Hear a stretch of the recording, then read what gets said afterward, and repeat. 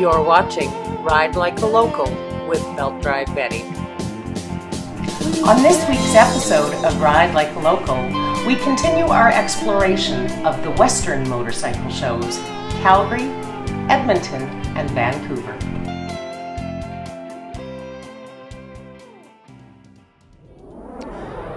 I'm being joined right now by Jared Miller from Triumph.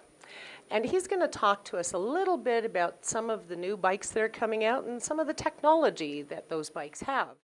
The new church bike is actually, there's a giveaway for it here at the Calgary Bike Show at 10 a.m., 10:60 a.m. It is basically, it's a paint job, but it's really a limited edition bike, so we're really glad to be giving it away in conjunction with Blackfoot Motorsports. Now, Triumph has been known for a lot of years for its reliability and its durability. What kind of innovations has Triumph come up with in their bikes this year? Well, that would be specifically, this is the launch, the Canadian launch of the Tiger 800 XCX and XRX.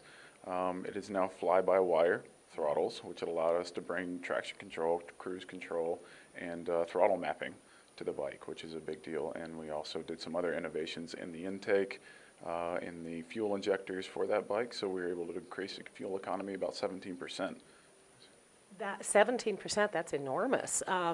So when a person is looking for a new bike and they come into the Triumph booth, what are some of the things that you like to explain to riders about your motorcycles? Really, it's the uniqueness and the inclusiveness of the brand. I mean, anybody can come into the Triumph umbrella, which is probably the nicest part of the brand. I mean, even Harley guys love us. Anybody's over there looking at us, and it was really nice to see this morning a kid dragging his dad away from the booth saying, "No, Dad, we got to save the best for last." So I got quite an enjoyment out of that. So it's the lifestyle, it's the brand, we have the retro look.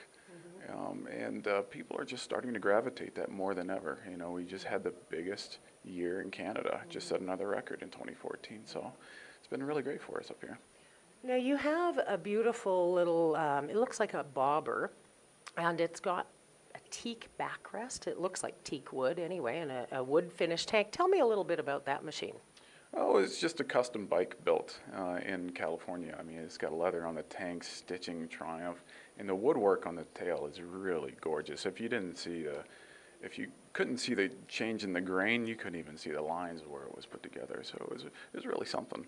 Yeah, it looks like something that actually belongs on like a luxury yacht or something. Oh, absolutely. And the way they hit all the cables and lines and the controls and the handlebars, it's just gorgeous. Triumph is really getting into a larger accessory line as well. You guys have brought on all kinds of different things to personalize and make that motorcycle fit a rider better. Let's talk a little bit about those kinds of things.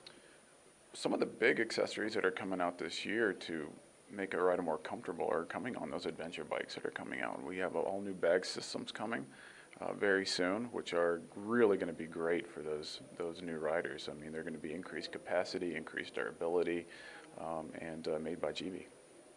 Oh, really? That's going to be really wonderful then.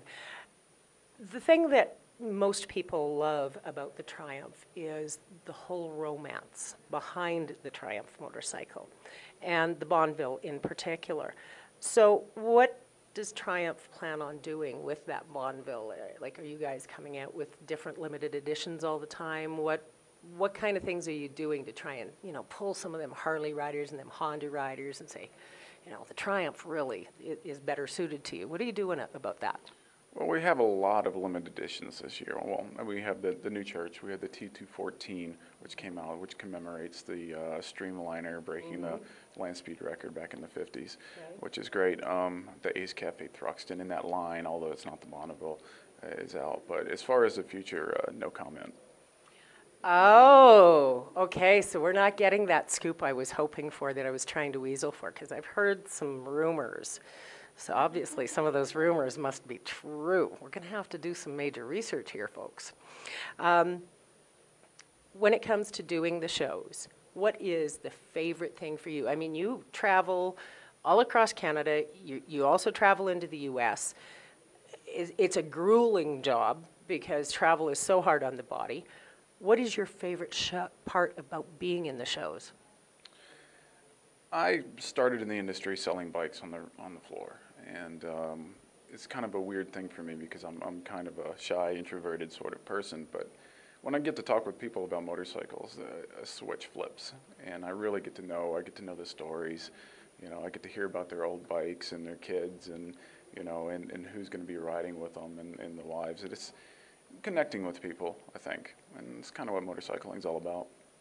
Yeah, it truly is. That motorcycle transcends every kind of line that's out there. It's all about that freedom and that self-expression. What is your favorite Triumph?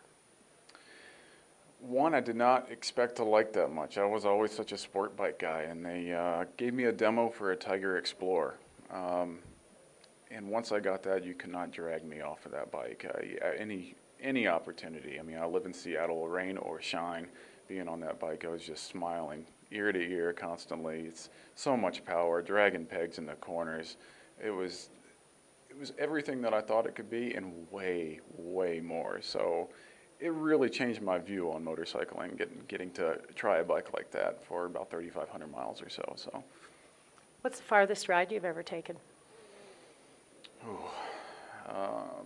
When I grew up in Georgia, I think we went through the entire Smoky Mountains and Deals Gap and through Tennessee, all those sorts of things, and that was about a 5-day trip. Couldn't tell you the mileage. What road is your favorite road to ride? In such as Georgia, where there's a two-wheel only cafe, I believe it was Highway 190, up into the mountains there. It was a great biker hangout, but from there it was kind of a center point for several roads that just spidered out into the mountains, and you can find some ones that are very desolate, and I'd have to say that. Right on. One last question before we let you go. As I looked around the Triumph booth, what I noticed is the age of the people that are attracted to your motorcycle. You have them from 2 and 3 and 4 years old and all the way up into their 70s. What do you think it is about the Triumph that allows you such a broad appeal? I think those retro bikes are really speaking to the early 30s sort of buyer, and our demographic keeps getting younger, which is great because that's not the case with every manufacturer. So those guys in their 60s who had the old Bonnevilles, they want to get one of the new ones that, you know, because they had the one that had all the maintenance, and now there's no maintenance on them, but they get the classic look, the classic feel. But as far as these 30s, it's really becoming about style again. It's becoming when bikes used to be bikes, with all the bells and whistles and trinkets, and now it's almost a purist sort of motorcycling. Yeah, I think you're right. And I think that's the one thing about Triumph. It's always been a very pure riding experience. Yeah, absolutely. I mean, as far as the seat of the pants on the modern classic line that we talked about, I mean, I was talking with a guy who wanted to put the accessory tachometer on a standard Bonneville. I'm like, why? You know, you don't need it. It's right there. It's a very raw and refined with the fuel injection at the same time. You really don't need any of those things. Just go ride. Just go ride. Now, there's a catch line. Thank you very much for your time, Jared. You're welcome. Okay. I'm being joined right now by Janet Tinsley from Deeley Harley-Davidson of Canada, and we're here to discuss a little bit about the Project Livewire bike and a few of the other machines that are on display here. Janet, tell me a little bit about Project Livewire and how that came to be and why. Project Livewire is Harley-Davidson's first electric bike. It's a very exciting, new, innovative technology that Harley-Davidson has brought to the market right now. It is a test bike. We did 30 cross-country tour destinations across the U.S. this summer, and this was to get consumer input as to what people would like to see in an electric bike if they were to get into that category. The bike is test. There are 39 prototype or test bikes right now in the market that we're bringing to shows like this. And the bike itself is a piece of art. It's a beautiful, beautiful bike that has been designed. It is a bike that will not be for everybody, but it's certainly bringing a new rider to our brand and to our industry. So we're very excited about it. Well, When I first saw the videos and the photos of Project Livewire, I thought to myself, bravo Harley-Davidson, because it is, you're right, it's a beautiful, beautiful crafted machine. What kind of battery life does it have right now, and what is the long-range term for that battery life? The battery life right now is 100 kilometers, and we're still in the testing phases of exactly how long that battery, 3, 5, 7 years is. That's still in testing.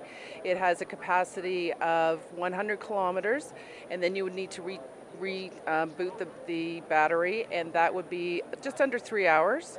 And the bike is a very, very fast bike, 0 to 60 in under 4 seconds, and 60 to 80 in under 2 seconds. So it really is a fast bike. Well, I have a little bit of mechanical background, and any electric motor, because of the instant torque, is faster than a gas engine. So I can understand how that would be so fast. What is Harley's long-range goals as far as distance for that bike and increasing it from 100 kilometers? This is all still in test. That's why we're putting this bike on the road. That's why we're getting consumer feedback on this bike. That is what's exciting, is because we're not sure exactly where this is going to go in the future. Oh, a little bit of unknown, kind of like riding, huh, folks?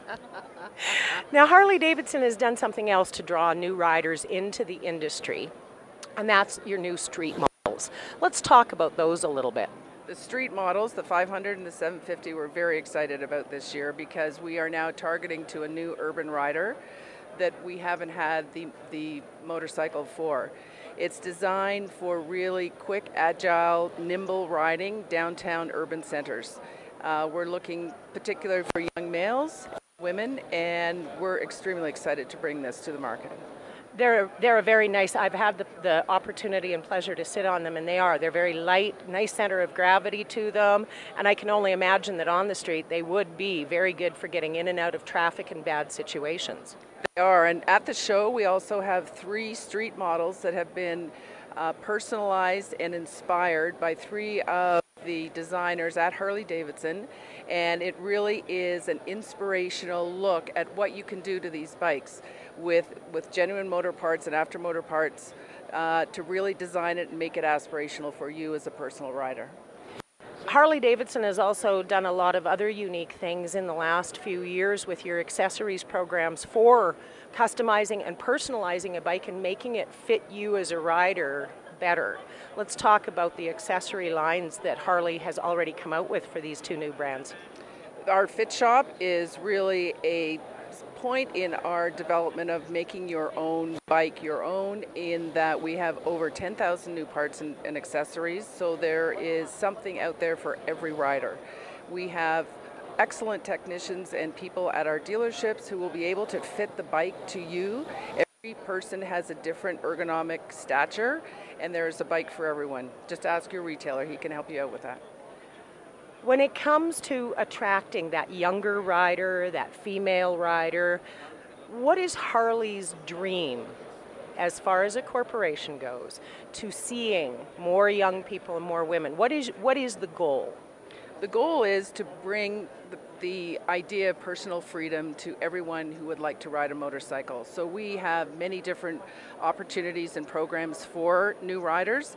We have Garage Party for women, we have Motorcycle Boot Camp for men, we have just excellent opportunities for people to demo ride our bikes, either at the retail store, many of our retailers have demo programs, or we have a Test Our Metal truck that comes across the country. Yeah. We have 2 trucks that roll across the country, and they have bikes on board that you can come and ride for free at your local retailer, and it's an excellent way of understanding what bike is best for you.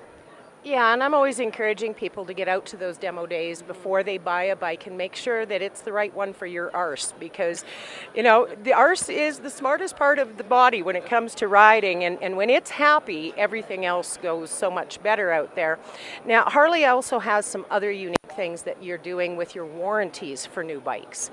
The tire warranty, the wheel warranty. Let's talk about those things, because that's really valuable information for someone who's just wanting to get in to know how well they can be protected by Harley-Davidson. Harley-Davidson has a wonderful warranty program that when you visit your retailer, you need to speak to them about.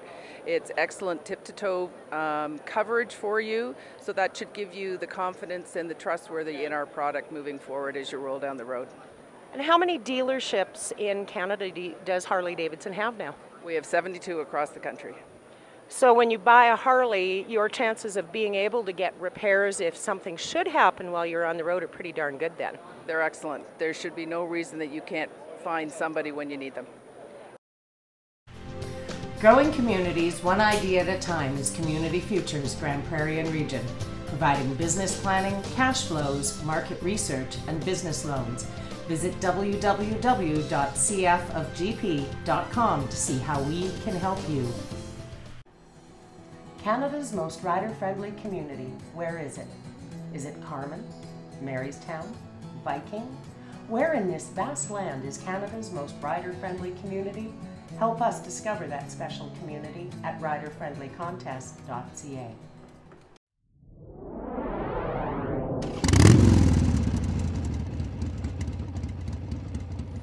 If there's any bike with more stories than the Bruff Superior, I haven't seen it.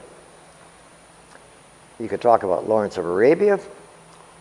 The best thing is to talk about is George Bruff himself. The Bruff Superior came about, there was a Bruff motorcycle made by the father. Well, George was more adventurous, more sporty. He wanted to build a bike that was more of his way of thinking. So he called it the Bruff Superior, which led the father to believe that mine must be the Bruff Inferior then. But the Bruff Superior was the fastest motorcycle of its day. Lawrence of Arabia owned 7. Actually, he owned 8. Well, no, it was number 7 that killed him. Yes, he never did get to He never did get number 8. But it is such an interesting story because George Bruff was using in his advertising the catch line. They called it the Rolls Royce of motorcycles. Well, the Rolls Royce people sent their lawyer down with a cease and desist order to stop using the name Rolls Royce. George finds out they're coming, cleans the whole shop up so you could eat off the floor, dresses his guys up in white outfits with white gloves, has them assembling the bikes. So when the guy gets there, he says, hold on a second. He says, I have to make a phone call. So the guys from Rolls-Royce come down and they see the immaculate shop and the immaculate bike that he's building. And they said, okay, fine, maybe it's all right to use the Rolls-Royce name. Pay this ahead. World War II comes up. The Spitfire airplanes are using Rolls-Royce engines, and the machine shop that made the crankshafts for the Rolls-Royce engines is the Bruff Superior shop. They never did go back to motorcycles. The Sports Camera Store in West Edmonton Mall is your one-stop shop for drift and GoPro action cameras. We carry Canada's largest selection of action cam accessories, along with video sunglasses, hidden and surveillance cameras, and more. Visit www.sportscamerastore.com or stop into our West Edmonton Mall location, lower level by the bay. Canada's most rider-friendly community, where is it? Is it Carman, Marystown, Viking? Where in this vast land is Canada's most rider-friendly community? Help us discover that special community at riderfriendlycontest.ca.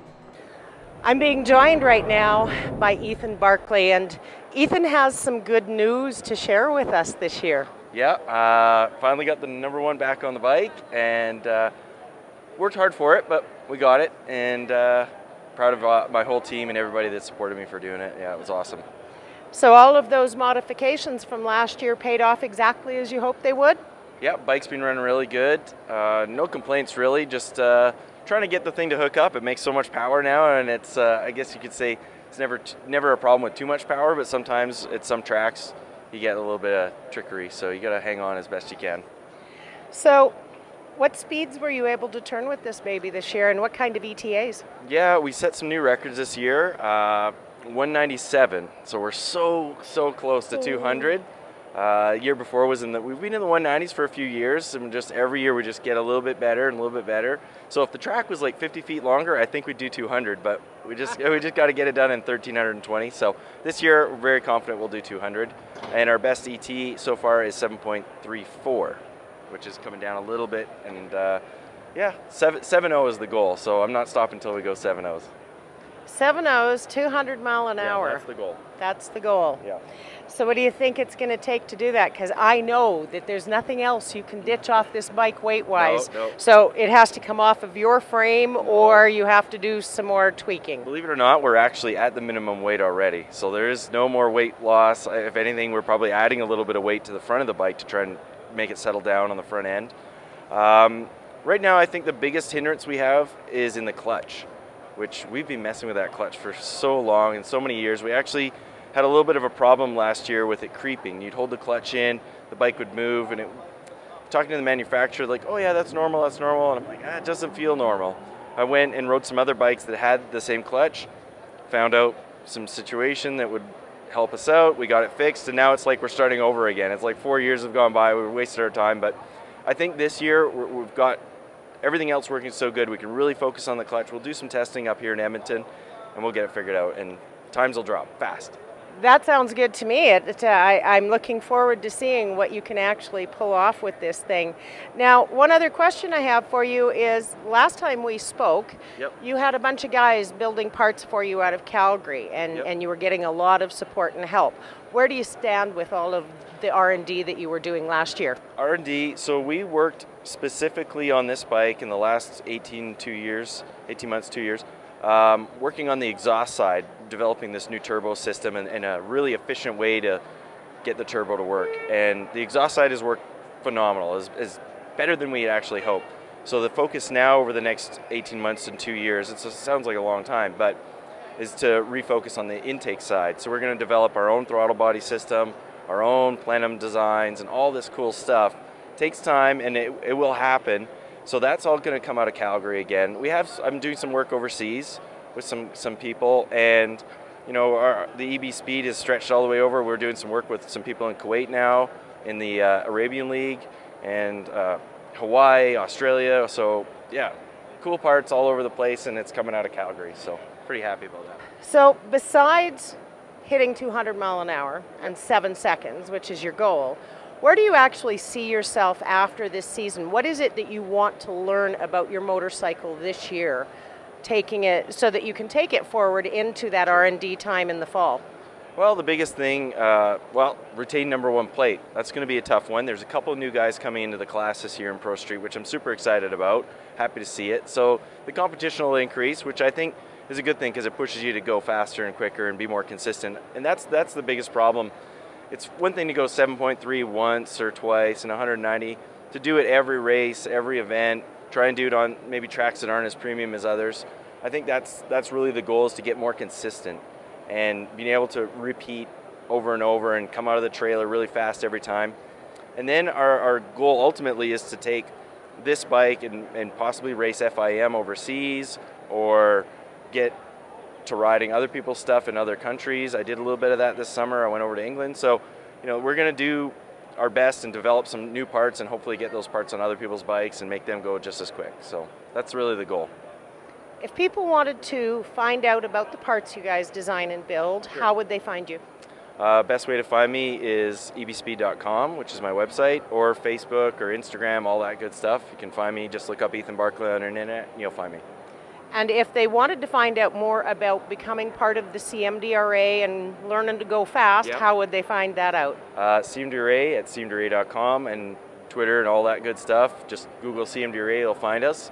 And then you'll see our schedules, you'll see all the race information. You can sign up online, first-time racers for free. So there's a lot of easy ways to get a hold of us. And we have a great series this year. I'm really excited. Being a director on the board, we worked really hard to expand our series again, and we've kind of, in the last few years, been closed down. Now we're back over to Mission this year, which I'm super pumped to go back to the sea level air. And Ashcroft, we're back there. So the BC guys are really happy again. They were kind of giving me the gears, but we're back in BC in full force. That's absolutely fabulous news, and I will be eager to see how you do this summer. Yeah, it'll be a good season. I'm really excited for it, for sure. Thank you. All right, thanks. What's your plans for next year? Got to keep that under my sleeve. Oh, no. You got to give us a tidbit for next year. You got to remember that this is going to air sometime June, July, so you need to feed us a tidbit and give us something to look forward to. You know, what I always say is it's a brand new show each year because the manufacturers continue to really step up the bar. And, you know, I expect a really good, solid 2015. So 2016 new models coming out will be fantastic once again. You know, we'll work on some features. We want to kind of change it up. We always want to keep it that we're bringing someone new in or something new in so that the full show experience changes. I love the freestyle shows here in Alberta. I think those just are fantastic for the entire family. I love watching the kids watch those athletes, and if nothing else, it might give them an idea that one day that could be them, right? And that they're striving for something. Yamaha Riding Academy, truly to me, is a mainstay that has to be a part of the show because that is growing our industry. Those children, that's their first time riding experience.